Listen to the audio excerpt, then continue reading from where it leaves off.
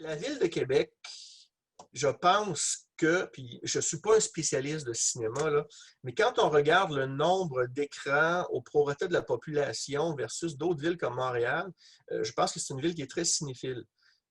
J'ai déjà lu un article comme ça dans les années 90, début des années 2000, qui disait que, entre autres, quand beaucoup les vidéos sont arrivées, les DVD, les gens sont restés à la maison, mais les gens à Québec ont continué quand même à aller au cinéma. Donc, je pense que ça a quand même une grosse place. Puis effectivement, regardez le nombre d'écrans dans la ville qu'il y a par rapport à la population. Il faudra regarder, j'ai aucun chiffre, là, je dis ça comme ça, mais il me semble qu'à Québec, quand même, on est assez bien organisé pour ça. On est pas mal assez cinéphile. Je commence toujours mes cours avec la Renaissance, avec Botticelli, avec Donatello, ensuite avec Leonardo da Vinci.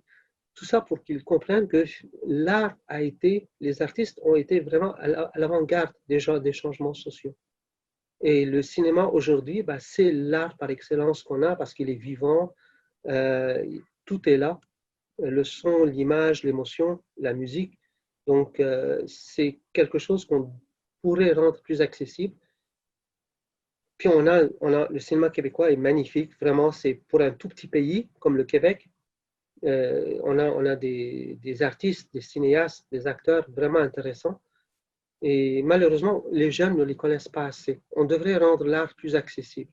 Ça dépasse la ville de Québec. Il faut que ce soit provincial ou même fédéral pour rendre l'art plus accessible. Je dirais, comme je suis un citoyen de Québec depuis très longtemps, et je m'identifie beaucoup, ben, c'est une ville que j'aime beaucoup. Puis une ville qui a fait que j'ai pas eu beaucoup de tentation d'aller ailleurs. Parce que malgré sa taille, c'est une ville qui offre beaucoup au niveau culturel, tant au niveau du cinéma, au niveau du théâtre, au niveau des musées. Et ce que je trouve intéressant de la ville de Québec, c'est que ce n'est pas juste dans la diffusion, mais on est aussi beaucoup dans la création. On n'a qu'à penser aux différents projets comme celui du Diamant. On peut penser au Musée de la Civilisation qui est très actif, au-delà de simplement présenter des expositions. Ils créent, ils partagent. On a des collaborations d'ailleurs le Cégep Garneau avec eux. Je pense que Québec n'a pas fini d'étonner, devrait continuer à étonner. Et il faut juste oser aller un peu plus loin avec le cinéma ou avec les autres formes de culture, mais c'est parce qu'on transporte, à travers le cinéma, on transporte les images, on transporte la culture, on se transporte un peu. C'est vrai que la place du cinéma et des arts en général dans la ville de Québec a eu plusieurs périodes fécondes, là, notamment à travers le 400e.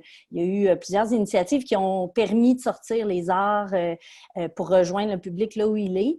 Et puis, autant spectacle de cirque, moulin à images, puis bon, où tu vas quand tu dors en marchant, là, qui est plus théâtre. Puis voilà, fait que ça a permis des initiatives inspirantes et stimulantes là, pour marier les arts, les styles, puis rejoindre tout le monde.